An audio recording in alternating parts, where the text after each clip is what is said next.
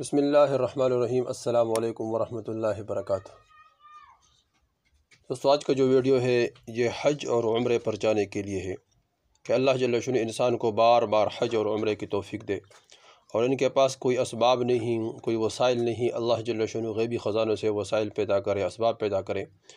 اللہ جل شانہ کے لیے کوئی مشکل نہیں ہے۔ ہر مسلمان کی انتہائی چاہت اور انتہائی دل کی تمنا ہوتی ہے کہ میں اللہ جل شانہ کے گھر کو دیکھوں، بیت اللہ کو دیکھوں۔ اس طرح حضور صلی اللہ علیہ وسلم کا روضہ اور حضور صلی اللہ علیہ وسلم کے مسجد نبوی وہ دیکھوں۔ تو یہ تمام تمنائیں اور تمام چاہتیں وہ ہے جو ہر مسلمان کے دل میں ہے، لیکن مسلمان بعض ایسے ہوتے ہیں کہ ان کے پاس اسباب نہیں ہوتے، پریشان ہوتے۔ تو کوئی پریشانی کی بات نہیں ہے۔ انشاءاللہ جو آج کا وظیفہ ہے، جو آدمی مسلسل اس وظیفے کو کرے گا، اللہ جل شانہ اس کے برکت سے وہاں سے انسان کے لیے اسباب پیدا کرے جہاں انسان کا وہم اور گمان بھی نہ ہو۔ کتنے غریب لوگ ہیں، وہ وہاں گئے ہیں، حج پہ گئے ہیں، عمروں پہ گئے ہیں، تو اللہ جل شانہ کے لیے کہاں سے یہ اسباب پیدا کرے؟ تو بس یہ اللہ جل شانہ کی چاہت ہے، اللہ کی تمنا، اللہ جل شانہ کی رضا ہے۔ جس کو چاہتا ہے اللہ جل شانہ اس کو لے جاتے ہیں۔ تو اللہ جل شانہ دوستو ہر ناممکن کام کو اللہ جل شانہ ممکن بنا سکتا ہے۔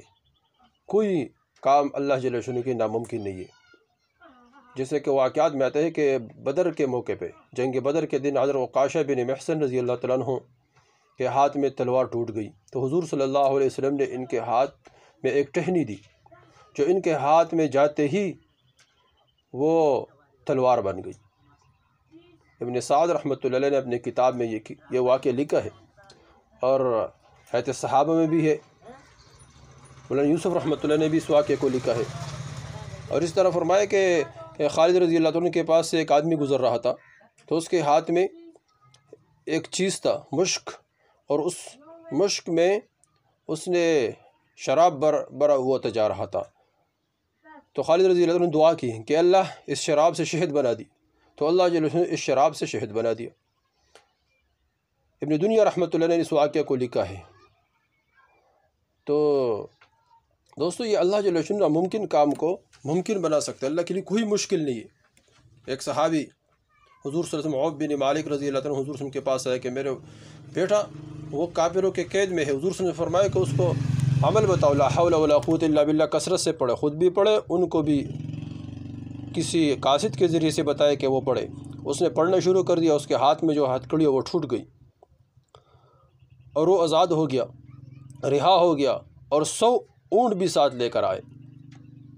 مولانا یوسف رحمۃ اللہ نے اس واقعے کو بھی لکھا ہے، اور اس طرح ترغیب کتاب میں یہی واقعہ لکھا ہوا ہے۔ تو دوستو یہ اللہ جل شانہ ہر ناممکن کام کو ممکن بنا سکتے ہیں۔ اللہ کے لیے کوئی مشکل نہیں ہے۔ تو اس طرح ہم اللہ سے مایوس نہ ہو، نا امید نہ ہو۔ لا تقنطوا من رحمت اللہ، اللہ جل شانہ کی ذات سے کبھی بھی نا امید نہ ہو، کبھی بھی مایوس نہ ہو کہ یہ کس طرح ہوگا، میرے پاس پیسے نہیں، کہاں میں، کہاں مدینہ، کہاں میں، کہاں مکہ۔ انسان کے لیے اللہ جل شانہ اپنے غیبی خزانوں سے وسائل پیدا کرتے ہیں۔ اللہ جل شانہ ہمارے لیے بھی وہاں سے اللہ نے وسائل پیدا کی جہاں ہمارے وہم گمان بھی نہ ہو۔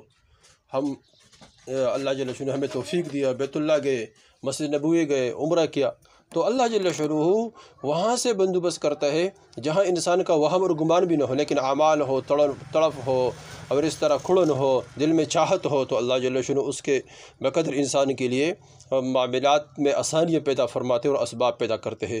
دوستو تو وہ کون سا وظیفہ ہے جس کے برکت سے اللہ جل شانہ بار بار حج اور عمرے کی توفیق عطا فرمائے؟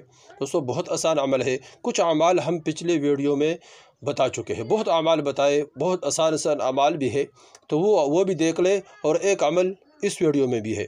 وہ عمل کیا ہے کہ سورہ توبہ کی آخری آیات ہے، وہ روزانہ پڑھنا، اول آخر 11 مرتبہ درود شریف پڑھے، اور 41 مرتبہ فَإِن تَوَلَّوْا فَقُلْ حَسْبِيَ اللَّهُ لَا إِلَهَ إِلَّا هُوَ عَلَيْهِ تَوَكَّلْتُ وَهُوَ رَبُّ